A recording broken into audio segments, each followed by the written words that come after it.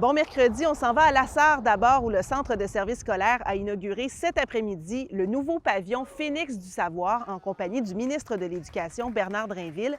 Le bâtiment qui accueille 200 élèves a dû être complètement reconstruit au coût de plus de 27 millions de dollars après un incendie qui avait détruit le pavillon Victor Cormier en 2019. Quand on a perdu notre école, on avait l'impression que le monde s'effondrait. On a eu bien sûr des deuils à faire, des élèves à relocaliser. On voulait offrir des services de qualité.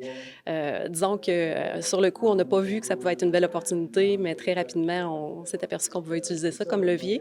Puis aujourd'hui, on voit le résultat que ça donne. Dans le secteur forestier maintenant, transaction importante entre Interfor et Chantier Chibougamau. Interfor va quitter le Québec et vend ses usines de Matagami et Val-d'Or à Chantier Chibougamau, qui a déjà plusieurs usines dans la région. C'est une nouvelle qui est bien accueillie, notamment à Matagami, parce qu'il y avait beaucoup d'incertitudes en ce moment autour de l'usine d'Interfor. Et je me trouve devant le parc Muska à Rouyn-Noranda qui va changer de visage au cours des prochains mois. La ville confirme un projet de 904 000 pour aménager notamment un premier terrain de basketball municipal. On va aussi aménager une patinoire à bandes qui, l'été, va se transformer en terrain de pickleball. Là aussi, ce seront les premiers terrains dédiés exclusivement au pickleball. Pour l'instant, la ville a reçu 100 000 du gouvernement du Québec et recherche un partenaire privé. Elle a quand même fait un règlement d'emprunt pour que le projet puisse aller de l'avant. Les travaux vont avoir lieu l'été prochain et tout ça devrait être disponible au printemps 2026.